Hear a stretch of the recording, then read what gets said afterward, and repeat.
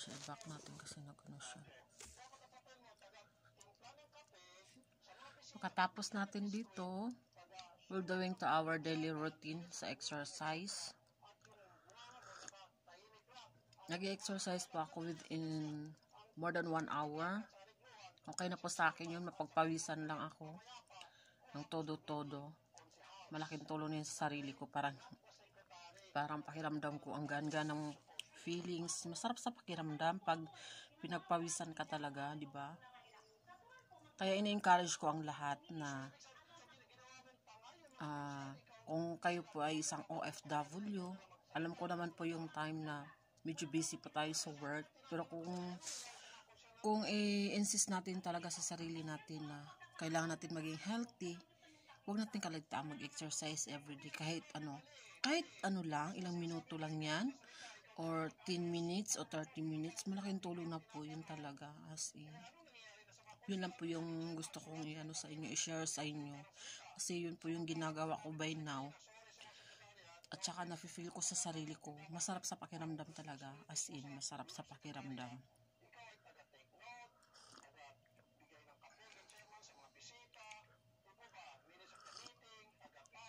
At saka sa pagkain po, nag-iingat po talaga ako. Pag nagko-coffee ako or either some yun, hindi po ako nag-sugar, naglalagay ng sugar. Niiwasan ko yung mga matatamis. Yeah. Tapos sa mga pagkain naman, bihira ako sa rice. Hindi ako talaga dyan sa rice, no? Siguro sa mga ulam lang pinapapa ko, saka sa gulay, matakaw ako sa gulay.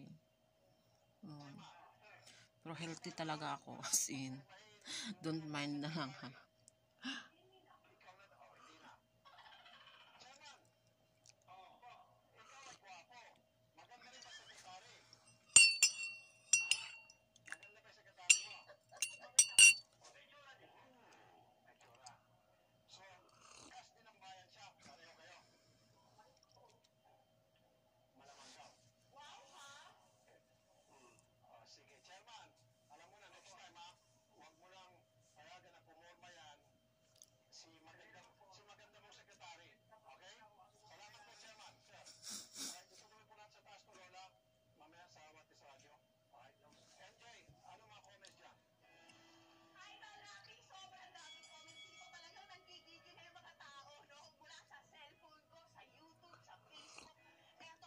Sa mga gusto pong may mga katanungan po, pwede po kayo mag-drop ng mga comment nyo dyan. Drop your comments below. And sa mga hindi pa po nakapag-subscribe, subscribe na po kayo. At didikitan ko din po kayo. Kailangan support lang tayo to each other. Kasi we are new YouTuber. Actually, na-encourage ako mag-YouTube. You know why? Because I have a lot of following to subs to YouTube. Then watch ko yung mga nila. Na-encourage ako talaga. As in, talagang sabi ko, kaya nga nila, but me, why? Diba? Why not? Kaya yun, when I was starting, talagang mangangapa ka talaga. Nangangapa pa ako, no? Kasi, syempre, gano'n naman talaga pag bago mangangapa ka talaga. And, saka dapat nandoon yung, yung pag pumapasok ka sa mga live stream nila, kailangan friendly ka talaga. Like me, friendly talaga ako. Sa mga hindi pa nakakailala, friendly po ako as in. Hindi ako suplada, hindi ako maldita. Anytime pwede tayo magchika-chikahan if you want.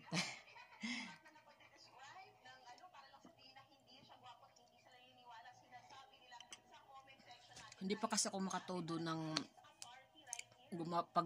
paggawa ng mga videos kasi naka-quarantine nga ako, nasa room lang. Not like na nag-work ka, pwede ka mag-take some videos, what are you doing, or especially where you're cooking, yung mga ganun. So dito lang muna tayo, chikahan na lang muna tayo kung ano na yung pwedeng matapik, di ba? And nga pala, I just remembered, may napanood ako sa sa mga YouTuber na shout out po natin si Pusong Ligaw, si Miss Danica, si mahal ko. Doon talaga down to earth ako nakatitig sa kanya, as in. She stay humble. Very nice talaga siya. She still humble, and basta gusto ko yung niya kasi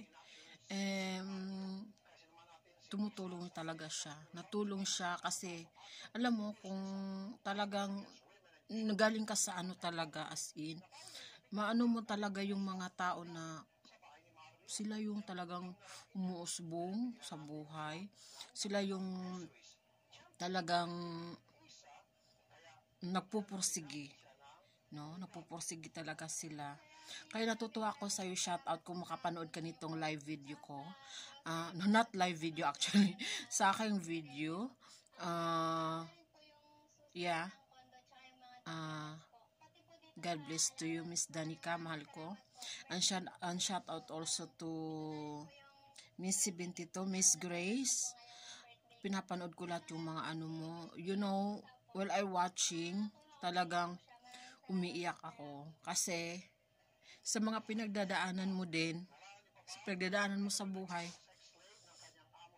parang na-recall din yung sa akin before. Kasi, yun yung katulad sa'yo, nagpasya kang mag-abroad, pero yung case mo naman, before ka na umalis ng bansa natin, meron na yung bad na nangyari sa life mo. Sa akin naman, magkaiba tayo. Okay naman before ako umalis ng bansa. Okay naman. Meron po akong anak isa. May anak kami isa. Hindi nga lang kami kasal actually.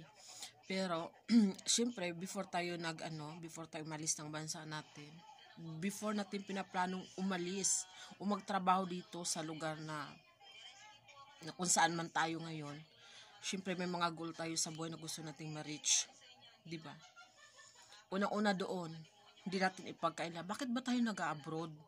Kasi, unang-una, gusto ko natin magkaroon ng sariling bahay.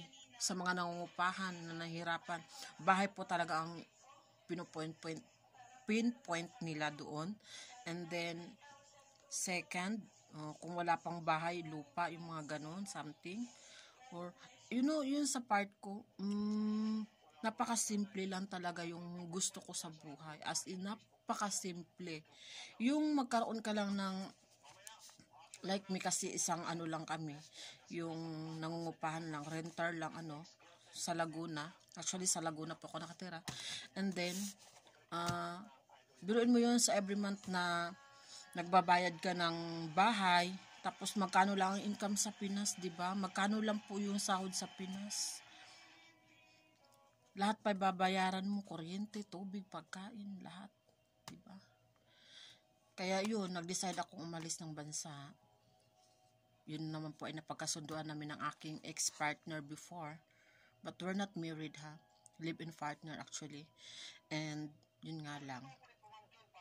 Siguro marami nakaka-relate dito sa mga katulad kong OFW na talagang hindi naman siguro hindi naman lahat na yung pag nag-abroad ka, may mabubrok talaga yung family na binuo mo kasi meron yung mga bagay na hindi natin ina-expect na mangyari sa atin kasi nga po mostly ngayon marami talaga mga tukso, marami mga temptation. Pero kumpara naman sa akin, kung kayo mag-partner, kung may tiwala kayo sa isa't isa at totoo kayo nagmamahalan at yung may respeto kayo sa isa't isa, hindi nyo talaga magagawa yung mga ganung bagay. Yun yung aking dun. Hindi mo talaga magagawa yung mga ganung bagay kasi iniisip mo, kunwari ako nandito sa malayo, isipin mo ikaw partner, ang asawa ko napakahirap dun sa abroad, ang asawa ko ganito para sa amin, bakit ko gagawin yun? Diba?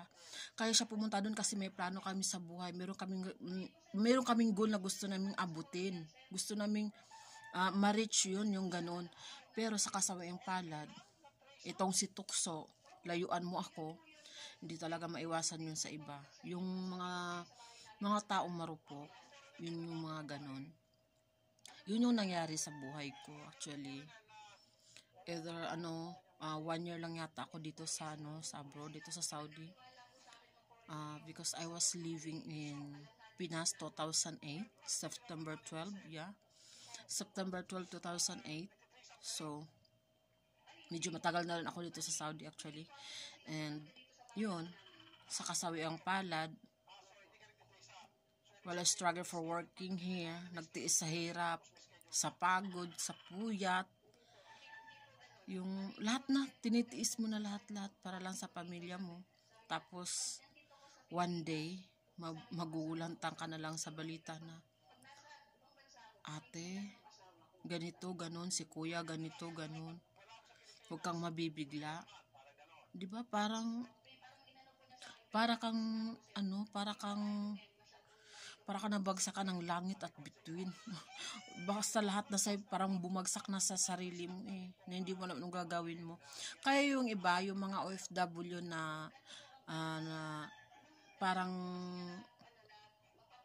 super depressed, stress talaga pag dumating yung mga ganong mga situation.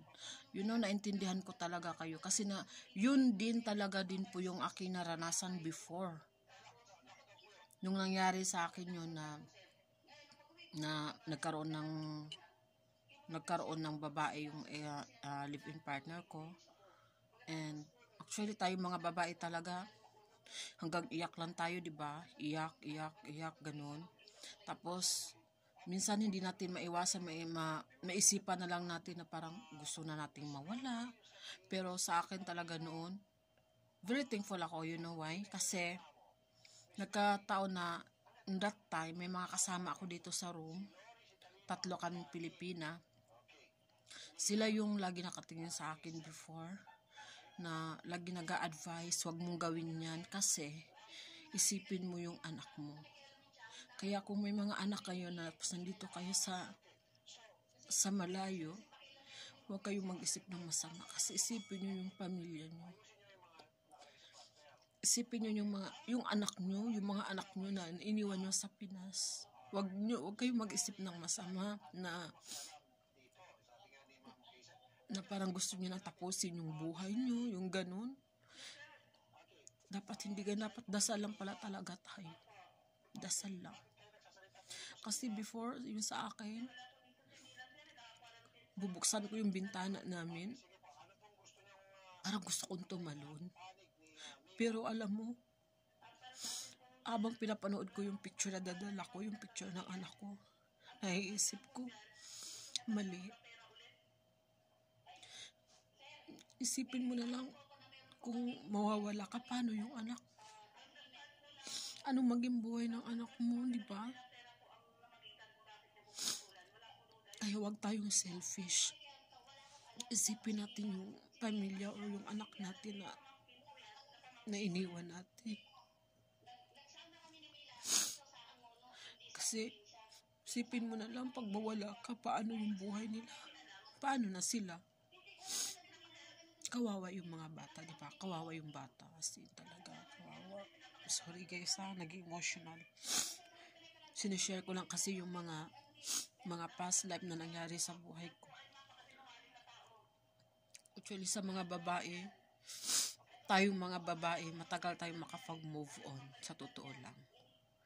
Matagal tayong makapag-move on talaga. As in. Ako actually, nakapag-move on ako sa nangyari. Siguro, nangyari yon is 2010.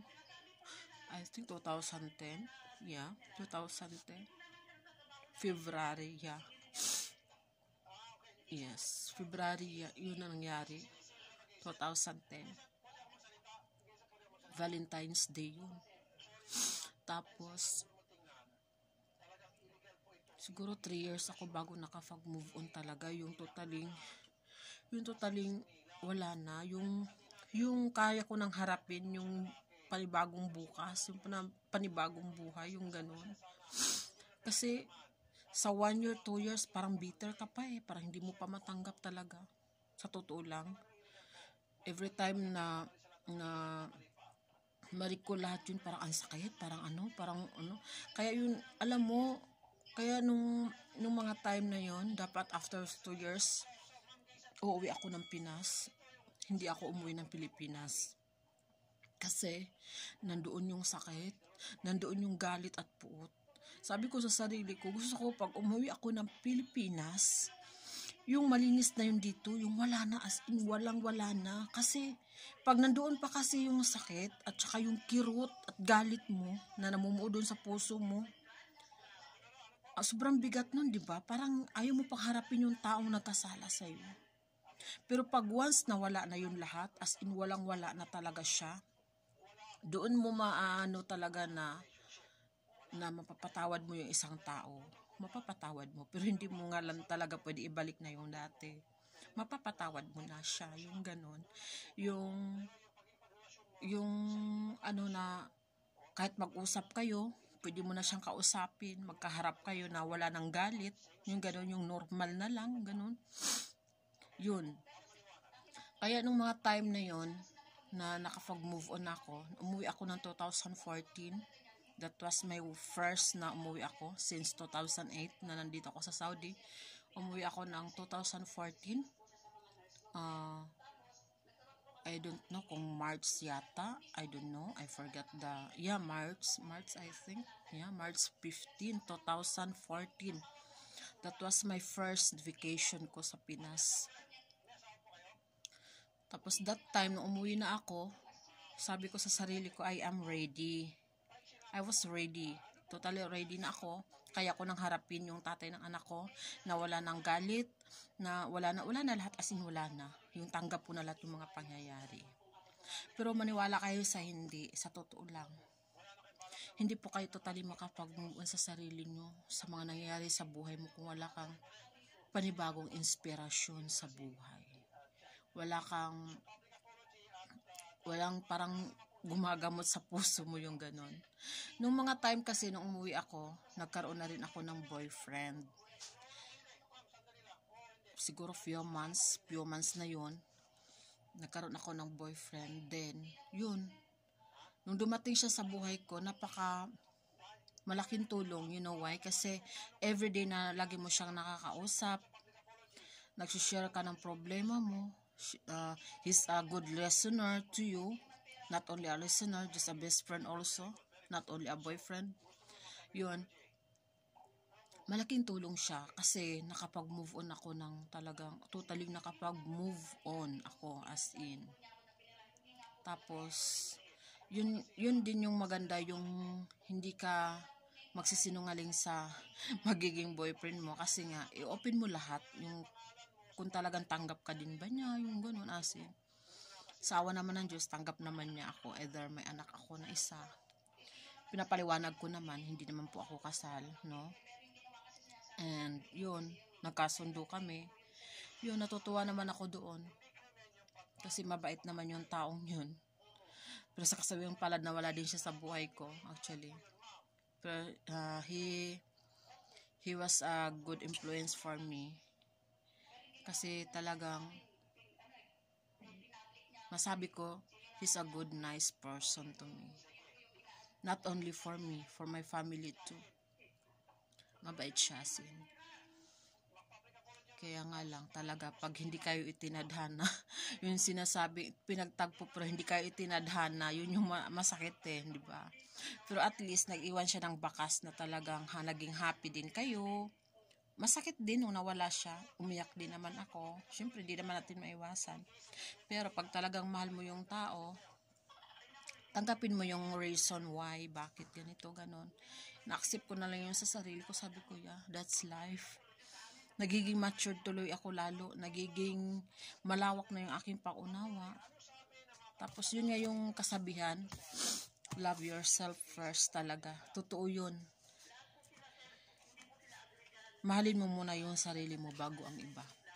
Yun po. Yun po yung ano doon. Kasi yun po yung talaga yung nasabi ko talaga. Magpapasalamat ka kasi nung nawala din siya sa akin, actually matagal din kami, almost 5 years, going to 6 years. O diba? Kaya sino ba naman mag-aakala? Kaya lang talagang meron din tayong kasing yun. Lahat naman tayo may mga kanya-kanyang mga tradition kasi hindi din naman natin siya kasi katulad natin na Christian, she's a Muslim. So meron silang sariling tradition kung paano sila mag-aasawa, yung mga ganun. So naintindihan ko naman. Kaya nung naintindihan ko yun at naging wala na kami, naging friend na lang. Yeah, of course, masakit. Masakit siya sa unang buwan, 2 buwan, masakit siya talaga as in. Pero, hindi siya nawawala, either wala na kami as in wala na, pero tumatawag pa rin siya sa akin, paminsan-minsan. He was contacting me in Messenger before, either emo or sometimes WhatsApp, ganun. Yun. Tapos, unti-unti ako nakapag-move on. Then, iniisip ko na yung sarili ko. Kaya doon ko ka nasasabi, love yourself first talaga. I was so thankful nung nawala din siya kasi doon ko na-realize talaga, every happen have a reason. Have a reason talaga. Kung nanonood ka man ngayon, if you're watching this video, you know who you are. And I know you will watching this video of mine. So, sharing ko lang kasi I just want to tell you, you're so good person to me before. Thank you so much. Thank you for your love before, for your caring, for your understanding for me and to my family. Thank you so much for you. Salute you. I salute you, my dear. Thank you so much. Yeah, pero talagang ganun ang buhay. And grabe, marami akong pinagdarang struggle sa life. Kasi after that breakup to him, namatay pa yung kapatid ko. Sobrang sakit. Yung mawalan ka ng kapatid na hindi mo iniisip na gagawin niya sa buhay niya, di ba? Napakasakit sobra. Kasi actually 5 kaming magkakapatid. Ako yung eldest, ako lang yung babae, lahat sila lalaki. And then ang pinaka doon, yung basta sobrang sakit na yung mawala siya. Okay lang siguro kung nawala siya, kung may sakit siya or what else. Kaso yung nagbigti yung kapatid ko. Yun yung kapatid kong pang-4 namin. Nagbigti siya. Hindi ko alam kung anong yung reason, ano yung problema niya. Kasi he did not open yet kung ano yung pinagdadaanan niya. Ano yung problema niya, ba't niya nagawa yun. Hindi kami nakapag-usap ng ganun. Pero hanggang ngayon sobrang sakit pa rin. Masakit pa rin kasi actually magto 2 years pa lang siyang nawala sa amin. Nawala siya is September 28, 2018. Tapos, na-heartbroken ang puso ko. June yata yun. June or May. May or June. Nasa 2 na yan. Yan. Same year, 2008. Diba, ang sakit. Nandoon pa yung sakit ng puso ko. Tapos, nawala pa yung kapatid ko. Alam mo, parang iwan. Sabi ko, Lord, bakit ganito? Bakit ganito? Pero hindi ako tumigil sa pagdadasal. Sabi ko, Lord, i-guide mo naman ako. Guide me, please. Sabi ko, gano'n. Kaya nung umuwi ako ng Pinas, biglang uwi ko talaga yun. Emergency na uwi ko. Gawa ng kapatid ko nga namatay. Bro mo yun, na para akong lutang sa hangin. Na umuwi ako na hindi ko alam na habang nakasakay ako sa aeroplano, yung isip ko talagang hindi ko alam. Masakit pa dito. Sobrang sakit. Nadagdagan pa ng sakit nung nawala yung kapatid ko. Yun. Pero thankful naman ako kasi may mga kaibigan tayong laging nakagabay, nakapag-advise, lagi nating kausap. So, very thankful ako doon sa mga ganung bagay. Very thankful talaga ako doon. May mga kaibigan tayo na hindi tayo pinabayaan. Hindi sila nawala sa tabi mo. Yun. Malaking tulong pag meron kang totoong mga kaibigan like me, may mga totoo kong kaibigan talaga dito sa Saudi, no? Sobra. Mababait kayo, sobra. You know who you are. You know who you are talaga. Marami kayo. Hindi ko na kayo maisa-isa banggitin kasi alam niyo naman kung sino-sino kayo. Thank you so much sa inyo, guys. And yun yung mga nangyari sa buhay ko. 2008, napaka-bad sa akin yung year na yun. Talagang hindi ko alam bakit. Tapos, sabi ko sa sarili ko noon, okay, hindi na siguro ako magmahal uli kasi nga 2 times na ako nasaktan, 2 times ako nasaktan. Ganun. Kaya sabi ko, hindi na siguro, tama na, enough na. Pero hindi pala talaga tayo pwedeng magsalita ng patapos actually. Kasi merong mga bagay din na dumarating na hindi natin in-expect. Hindi natin naasahan, di ba? Na may darating pala talaga sa'yo. Like what happened to me now. May 1 taong dumating sa buhay ko. I-share ko lang ha. Ay na mapapanood mo din to, asawa ko. Share ko lang din. Kasi nung dumating siya, first na, actually makakilala na kami before. Pero not totally close. Just a workmate. Yeah. Tapos ayun, nagkita sa Facebook, nagchikahan, nagkakwentuhan. Tapos hindi mo ina-expect na parang ganun, halos parehas kayo ng napagdaanan din sa life, ganun, na broken din siya. Na broke din yung family na nabuo niya, di ba? Yeah, tapos yun, parang pareho kami nang nangyari na sitwasyon. Magkaiba nga lang siguro ang pangyayari, pero talagang ganun. Actually, when I was meet him, marami nag-react. Okay. When I was meet him, first na talaga na nakita ko siya. Yeah, I know, makakilala kami kasi workmate ko nga siya, pero we're not totally close. Just only makakilala lang kami, no? And then, yun, doon lang ako natuwa kasi sa isang post ng aming kaibigan, ng aming bisor before, they have a group picture na nakita ko siya. Sabi ko, kilala ko to, sabi ko sa isip ko. Kilala ko to siya, sabi ko. And then, tinitingnan ko yung ano niya, yun. Doon una na nagka-kwentuhan kami, ganon, ganito, ganon. Tapos, hindi ko din alam na nung nag-give reaction ako or nag-comment ako doon sa ano niya, nag-iisip din siya kung sino ako.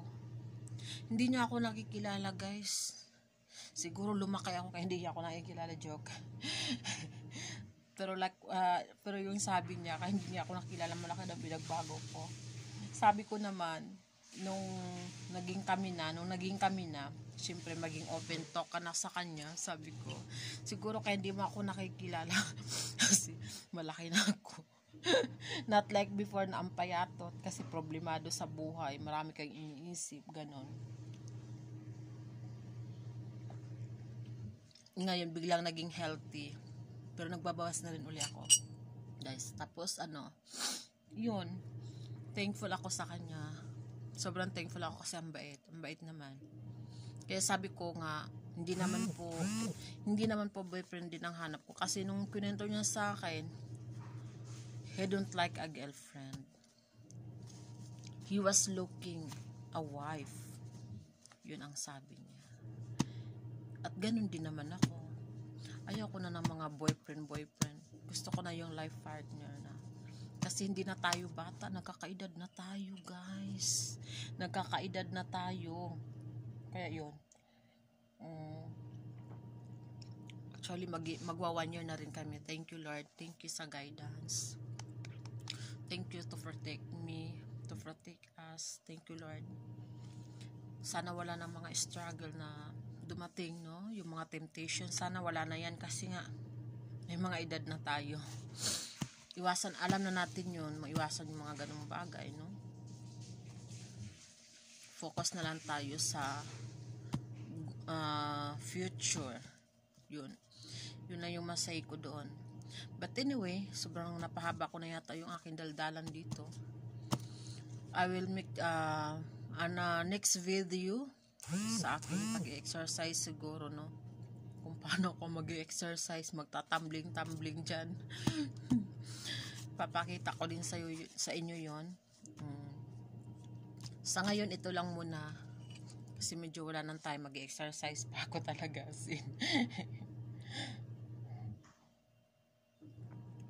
Basta yun yung mga nangyari sa life ko. Hindi pa yun full. Pero sa mga next video ko, doon yung malalaman lahat. Basta sa ngayon, thankful ako sa boyfriend ko. Very thank you asawa ko. I love you so much na dumating ka sa buhay ko. Ginamot mo yung puso kong sugat at luhaan.